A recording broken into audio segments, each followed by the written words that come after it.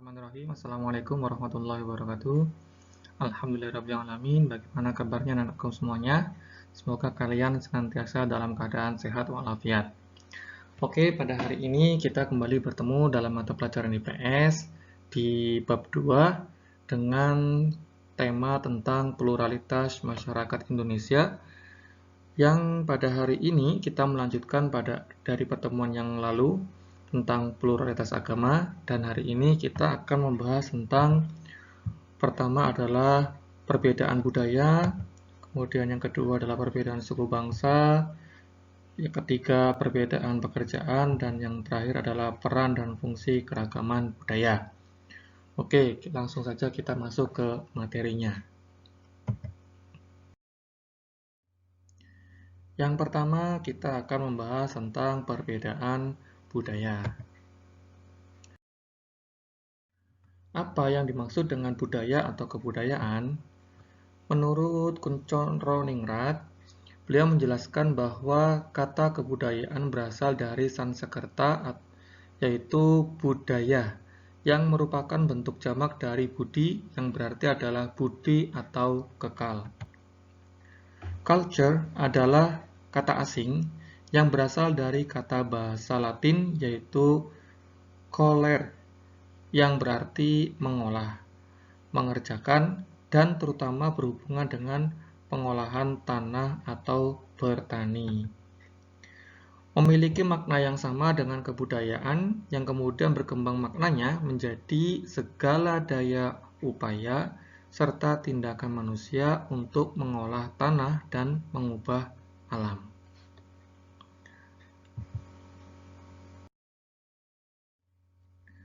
Selanjutnya, apa saja 7 unsur kebudayaan yang dianggap sebagai budaya universal? Yang pertama adalah peralatan dan perlengkapan hidup manusia seperti pakaian, perumahan, alat-alat rumah tangga, senjata, alat-alat produksi, transportasi, dan sebagainya. Kita bisa melihat perkembangan peralatan dan perlengkapan hidup manusia dari zaman dahulu sampai dengan sekarang, misalkan dari segi transportasi. Dulu mungkin tidak ada kereta cepat seperti Shinkansen ya, atau kereta listrik, tapi pada saat hari ini kita bisa menjumpai ada banyak kereta-kereta yang sangat cepat di negara-negara yang ada di dunia, misalkan Shinkansen ya, atau di Indonesia juga ada misalkan kereta listrik. Pada zaman dulu kita mungkin hanya menjumpai misalkan kereta yang berbahan bakar dari batu bara, atau misalkan dari segi perumahan. Kita bisa melihat bagaimana perbedaan bentuk-bentuk rumah di setiap daerah, misalkan saja yang ada di Indonesia. Kemudian yang kedua adalah mata pencarian hidup dan sistem ekonomi seperti pertanian, sistem produksi, sistem distribusi, dan sebagainya. Misalnya di sini adalah bagaimana mata pencarian hidup dan sistem ekonomi pada zaman dahulu dengan zaman sekarang. Zaman dahulu mungkin kita masih bisa menjumpai mata pencarian misalkan dengan cara berburu ya, bagaimana mereka untuk memenuhi kehidupannya dengan cara berburu. Kemudian akhirnya karena makanan habis, akhirnya mereka berpindah-pindah tempat. Kalau sekarang mungkin masih ada di beberapa tempat yang mungkin masih menggunakan sistem semacam itu, tetapi hampir mayoritas dari sistem pencarian hidup kita sekarang ini sudah mulai beraneka ragam ya, bahkan mungkin generasi milenial memanfaatkan sosial media untuk mencari nafkah. Kemudian sistem kemasyarakatan seperti sistem kekerabatan, organisasi politik, sistem hukum, dan sistem perkawinan. Selanjutnya adalah bahasa. Kita di sini kita banyak sekali menjumpai bahasa. Di Indonesia saja sudah ada ribuan bahasa ya. Apalagi misalkan kita lihat di negara-negara dunia lainnya, ada banyak dari segi bahasa, juga termasuk tulisan. Selanjutnya adalah kesenian, misalkan seperti seni rupa, seni suara, seni gerak, dan sebagainya. Yang keenam adalah sistem pengetahuan, dan yang terakhir adalah religi atau sistem kepercayaan. Di sini kita di Indonesia saja kita mengakui ada 6 agama ya, agama Islam, Kristen Protestan, Kristen Katolik, Buddha, Hindu, dan Konghucu. Belum lagi kita misalkan di negara-negara dunia lainnya, kita bisa menjumpai beberapa agama selain ke-6 agama yang diakui yang di Indonesia.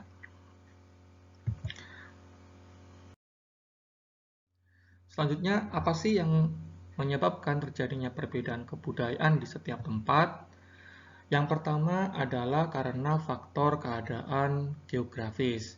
Di Indonesia saja misalnya, yang terdiri dari ribuan pulau, mengakibatkan penduduk mengembangkan pola perilaku, bahasa, dan kebudayaan yang masing-masing pulau dapat berbeda antara satu dengan yang lainnya. Tidak hanya pulau, mungkin di satu pulau saja kita bisa menjumpai ada banyak kebudayaan yang berkembang di satu pulau tersebut, misalkan contohnya di Pulau Jawa. Kita misalkan ada bahasa Betawi, bahasa Sunda, ada bahasa Jawa, pun bahasa Jawa juga macam-macam ya. Kita bisa menjumpainya misalkan bahasa Jawa Kromo, bahasa Jawa Ngapak, dan seterusnya. Itu baru dari segi bahasa. Kemudian selanjutnya adalah karena faktor pengaruh kebudayaan asing. Posisi silang Indonesia yang diapit oleh dua samudra dan dua benua menjadi tempat yang strategis dan menjadi daya tarik bagi bangsa asing untuk datang dan menetap di Indonesia.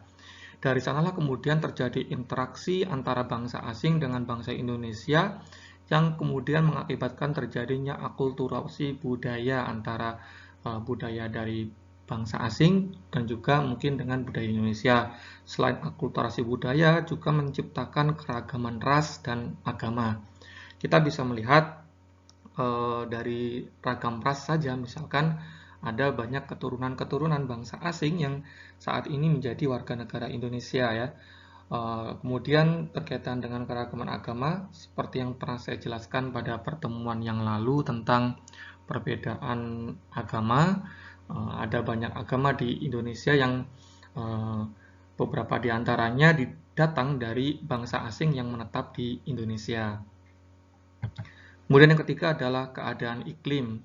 Iklim yang berbeda antara daerah menimbulkan kondisi alam berbeda dan akhirnya membentuk pola-pola perilaku dan sistem kebudayaan yang berbeda. Misalkan iklim di daerah tropis seperti negara kita ini mengakibatkan misalkan dari segi pakaian ya, atau mungkin dari segi cara berbicara ya, atau misalkan dari warna kulit ya. Orang-orang di daerah kita misalkan kulitnya sawo matang ya, berbeda dengan mereka-mereka yang hidup di daerah Eropa yang banyak diantaranya mungkin berkulit putih ya. Selanjutnya, bagaimana cara kita melihat hasil dari budaya? Nah, kita perlu terlebih dahulu memahami bagaimana wujud kebudayaan agar kita lebih mudah memahami berbagai hasil-hasil kebudayaan dari manusia.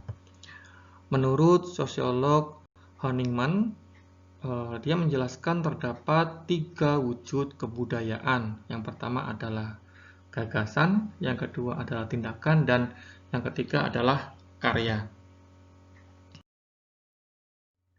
Untuk yang pertama adalah gagasan atau wujud ideal. Nah, di sini gagasan itu terdiri dari kumpulan ide, kumpulan gagasan, nilai, norma, peraturan, dan sebagainya yang sifatnya abstrak atau tidak nyata, tidak dapat diraba atau juga disentuh. Ya. Nah, kalian bisa lihat sendiri, praktek sendiri ya, apakah kalian bisa menyentuh ya yang namanya gagasan. Seperti bagaimana kalian ketika menyentuh batu misalkan, tidak bisa ya. Maka dari itu yang namanya ide atau gagasan ini adalah sifatnya itu abstrak ya. Nah, kemudian ide dan gagasan ini tentu berbeda dalam pemikiran manusia. Nah, wujud dari kebudayaan berupa pemikiran manusia itu dapat kita lihat dalam karya-karya tulis ya, misalkan seperti karya dari Empu Tantular ya. Nah, itu contohnya. Kemudian selanjutnya adalah aktivitas. Dalam hal ini, bentuk dari kebudayaan aktivitas adalah tindakan berpola dari manusia dalam masyarakat yang disebut juga dengan sistem sosial. Nah, sistem sosial ini terdiri dari aktivitas-aktivitas manusia yang saling berinteraksi, mengadakan kontak, serta bergaul dengan manusia lainnya. Dalam hal ini misalkan tindakan masyarakat itu bagaimana kita bersikap sopan santun di depan orang tua. Itu juga termasuk jenis kebudayaan ya. Budaya cium tangan ya. Pernah ada satu video bagaimana timnas Indonesia U12 yang bertanding dalam pertandingan internasional, mereka ketika bersalaman dengan pemain lain dan wasit melakukan cium tangan. Itu contoh ya bagaimana aktivitas ya, bentuk kebudayaan aktivitas yang dimiliki oleh Indonesia. Atau misalkan juga di Thailand ya, ketika pemain-pemain Thailand, pemain sepak bola Thailand keluar masuk lapangan, biasanya mereka menutup kedua tangan ya, sedekap gitu, kemudian sambil membungkukkan badannya ya. Termasuk juga orang Jepang juga seperti itu. Nah, itu contoh salah satu bentuk kebudayaan aktivitas ya yang berupa tindakan berpola dari manusia. Nah, itu ada banyak lagi nanti contoh-contohnya, kalian bisa lihat sendiri nanti di lapangan ya. Kemudian yang ketiga adalah artefak atau karya. Nah, wujud kebudayaan fisik yang berupa hasil dari aktivitas, perbuatan, dan karya semua manusia dalam masyarakat berupa benda-benda atau hal-hal yang dapat diraba, dilihat, dan didokumentasikan. Nah, itu disebut dengan yang namanya artefak. Berbeda tadi dengan gagasan, dia sifatnya abstrak dan tidak dapat disentuh atau diraba. Nah, untuk artefak ini, itu adalah wujud kebudayaan yang itu bisa dilihat dan bisa diraba. Nah, sifatnya paling nyata dibandingkan dengan dua wujud kebudayaan yang lainnya ya. Yang pertama gagasan, yang kedua adalah aktivitas. Apa sih contohnya? Kalian bisa lihat tuh di sekitar Baitul Salam ya, ada candi ya. Nah, itu contoh bentuk artefak dari hasil kebudayaan atau wujud kebudayaan dari manusia.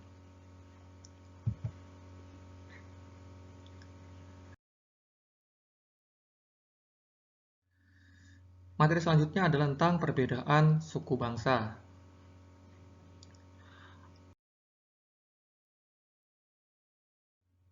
Apa yang dimaksud dengan suku bangsa?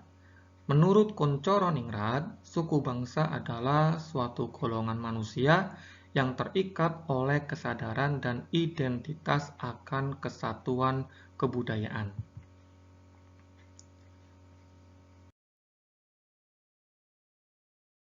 Suku bangsa di Indonesia berdasarkan sensus tahun 2010 terdapat 1.128 suku bangsa di Indonesia. Berikut ini akan saya tampilkan contoh nama suku bangsa dan lokasi atau tempat yang paling banyak didiami atau ditinggali yang ada di Indonesia. Di sana kita bisa melihat ada banyak nama suku bangsa di Indonesia, berikut juga termasuk daerah asalnya. Misalkan saja kita lihat di Aceh, ada suku Aceh, suku Gayo, suku Tamiang Ulu Sangkil, ada Anek, Jami, Kait ya, dan ada banyak lagi. Kemudian di daerah Sumatera ini juga ada banyak ya, Sumatera Barat, ya, Sumatera Selatan, dan Sumatera Utara. Di sana ada misalkan di Sumatera Utara ada suku Batak Toba, Batak Karo, Batak Mandaling, Nias, ya, ada Simaluang, ya, ada Asahan dan ada Angkola. Kemudian di daerah Sumatera Barat ada Minangkabau, Gusti, Caniago, Tanjung, Kato, Panyali, dan seterusnya. Di Jawa juga ada banyak suku ya. Ternyata kita bisa lihat di Jawa Barat ada suku Sunda, di Jakarta ada Betawi, kemudian di Jawa Tengah ada Jawa, Samin, Karimun, dan di Jawa Timur ada Madura, Jawa, ya, Osing, dan Tengger. Dan masih banyak lagi ya suku bangsa di daerah-daerah yang ada di Indonesia. Nah, berdasarkan data di atas ya, kalian bisa cek ya di rumah masing-masing, di sekitar tempat kalian tinggal masing-masing, manakah suku bangsa yang paling banyak kalian temukan di daerah tempat tinggal kalian. Mungkin ada yang rumahnya itu di Kalimantan ya. Oh, ternyata di daerah saya ini ada banyak suku Dayak ya. Oh, ternyata di daerah saya ini di daerah Sulawesi Tengah misalkan ada banyak suku Kali misalkan ada atau suku Kuali ya, atau mungkin di Bali, oh saya ini banyak orang Bali di sini Tat ya, nah, dan seterusnya ya. Nanti kalian bisa cek suku bangsa di daerah kalian masing-masing. Selanjutnya adalah tentang perbedaan pekerjaan. Nah, untuk perbedaan pekerjaan ini ya, pekerjaan dibagi ke dalam dua sektor. Yang pertama ini adalah pekerja sektor formal. Ya, mencakup tenaga profesional, teknisi dan sejenisnya, tenaga kepemimpinan dan ketatalaksanaan, kemudian ada tenaga tata usaha dan sejenisnya, selanjutnya ada tenaga usaha penjualan, dan selanjutnya tenaga usaha jasa. Nah, berkaitan dengan sektor pekerjaan formal ini, biasanya untuk mendapatkan pekerjaan pada sektor ini umumnya memerlukan tingkat pendidikan yang memadai. Misalkan untuk menjadi seorang guru, dia harus minimal strata 1 atau S1 sarjana ya. Atau misalkan untuk menjadi dosen itu minimal S2 atau magister biasanya ya. Atau menjadi tata usaha misalkan minimal lulus di D3 misalkan dan seterusnya. Nah, sehingga di sini untuk pekerjaan-pekerjaan formal memang membutuhkan strata pendidikan yang tertentu ya untuk memenuhi kompetensi pada bidang pekerjaannya. Kemudian yang selanjutnya adalah dari pekerjaan sektor informal. Nah, untuk pekerjaan sektor informal ini adalah orang yang bekerja di lingkungan usaha tidak resmi ya. Kalau tadi pekerjaan sektor formal itu sifatnya resmi, ya maka untuk yang informal ini sifatnya tidak resmi atau biasanya juga berada lapangan pekerjaannya ini diciptakan dan diusahakan oleh mereka sendiri ya, oleh pekerja itu sendiri, seperti misalkan contohnya adalah wira swasta. Nah, umumnya pekerjaan di sektor informal ini biasanya itu tanpa kontrak, tanpa formalitas, menggunakan sumber daya lokal, kemudian baik yang itu dia tuh bekerja sebagai seorang buruh maupun dia itu usahanya sendiri. Nah, umumnya untuk pekerja pada sektor informal ini tidak membutuhkan tingkat pendidikan yang tinggi, meskipun memang kita juga biasanya menjumpai dalam sektor pekerjaan informal ini ada beberapa di antaranya yang juga memiliki strata pendidikan yang cukup memadai, misalkan seorang YouTuber ya. Nah, sekarang kan banyak ya yang bekerja itu dengan menggunakan media sosial ya. YouTuber misalkan dia ternyata juga selain sebagai seorang YouTuber ternyata dia adalah seorang sarjana ya. Meskipun memang tidak harus ya, atau bahkan mungkin juga ada yang dia itu lulusan sekolah menengah ya, sekolah menengah atas atau sekolah menengah SMP misalkan, menengah pertama, yang juga mungkin jadi seorang pedagang sukses ya dan seterusnya. Itu contoh-contoh dari pekerjaan sektor informal. Nah, di sini kita bisa melihat ada dua jenis contoh pekerjaan yang memang hal ini terjadi dikarenakan adanya berbagai lapangan usaha yang tercipta di masyarakat.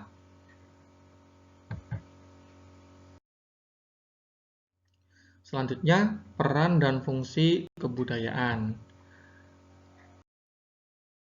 Apa sih peran dan fungsi kebudayaan? Yang pertama adalah sebagai daya tarik bangsa asing. Indonesia adalah salah satu tujuan wisata dari berbagai negara di dunia ya. Salah satu daya tarik wisatawan mancanegara datang ke Indonesia adalah karena kekayaan budaya bangsa yang dimiliki oleh Indonesia. Salah satu contoh misalkan banyak warga negara asing yang datang ke Indonesia untuk berkunjung ke candi-candi yang ada di Indonesia, atau mereka juga mungkin ingin melihat ya bagaimana terjadinya interaksi budaya ya antar warga negara Indonesia yang itu berbeda coraknya, berbeda suku dan rasnya, sehingga kemudian mereka berbaur ya, tetapi masih tercipta suasana persatuan dan kesatuan. Nah, itu menjadi daya tarik bagi bangsa asing untuk datang ke Indonesia ya. Bahkan mungkin dari segi bahasa saja pun itu sudah cukup menarik bagi mereka ya untuk datang ke Indonesia. Termasuk mungkin juga kayak batik itu ya, pakaian-pakaian tradisional itu juga menjadi daya tarik bagi bangsa asing. Kemudian yang kedua adalah mengembangkan kebudayaan nasional. Nah, batik adalah salah satu contoh dari hasil kebudayaan lokal. Nah, kita bisa melihat di sini beberapa daerah di Indonesia dapat menciptakan batiknya sendiri-sendiri dengan corak yang khas yang berbeda-beda antara daerah yang satu dengan daerah yang lainnya ya. Nah, tapi kemudian di sini batik yang tadinya adalah hasil kebudayaan lokal berkembang menjadi salah satu pakaian nasional. Nah, itu contoh ya bahwa budaya lokal itu dapat dikembangkan menjadi kebudayaan nasional. Atau dulu pernah ada ya reog ya, tari reog itu sempat diklaim oleh negara Malaysia menjadi budayanya mereka. Nah, ini reog juga dapat kita kembangkan misalkan menjadi salah satu kebudayaan nasional atau budaya-budaya yang lainnya. Selanjutnya adalah tertanamnya sikap toleransi. Kita mengetahui bahwa negara Indonesia terdiri dari berbagai macam suku bangsa, agama, pekerjaan, ras. Nah, dari perbedaan-perbedaan itulah kemudian ini menjadi tantangan ya bagi bangsa Indonesia untuk bersikap toleran. Nah, di sini kemudian karena kita menyadari adanya perbedaan di dalam masyarakat, akhirnya muncullah sikap toleran di dalam diri setiap bangsa Indonesia untuk saling menghargai perbedaan yang ada di antara kita di bangsa Indonesia ini. Kemudian yang keempat berkaitan dengan peran dan fungsi kebudayaan adalah saling melengkapi hasil budaya.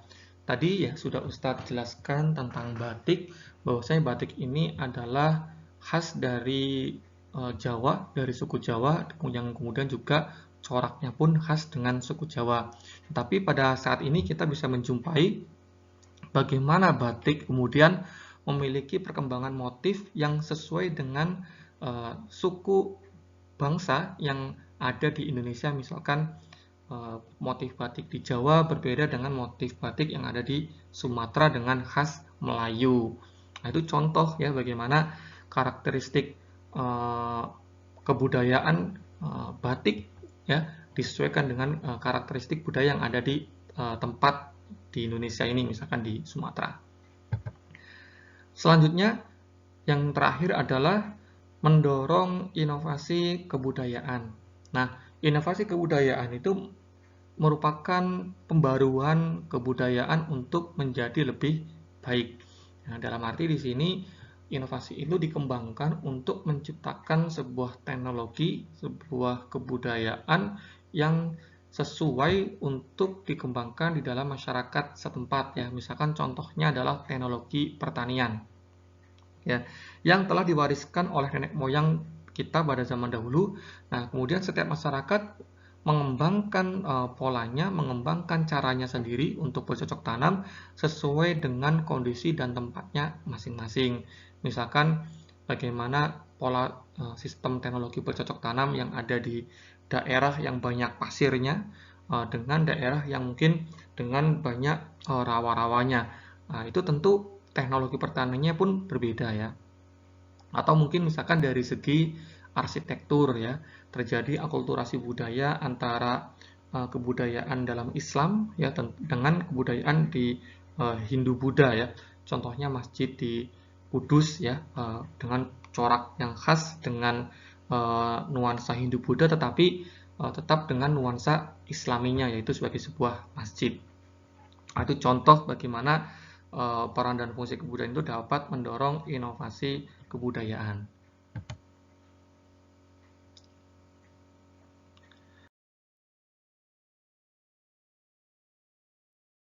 Oke, terima kasih. Ya, thank you untuk semuanya. Jazakumullah khair atas atensi kalian semua. Mohon maaf apabila ada kekurangan dan kesalahan. Untuk selanjutnya silakan kalian bisa kerjakan post test atau tugas individu dengan link yang sudah saya cantumkan di Classroom. Demikian saya akhiri. Wassalamualaikum warahmatullahi wabarakatuh.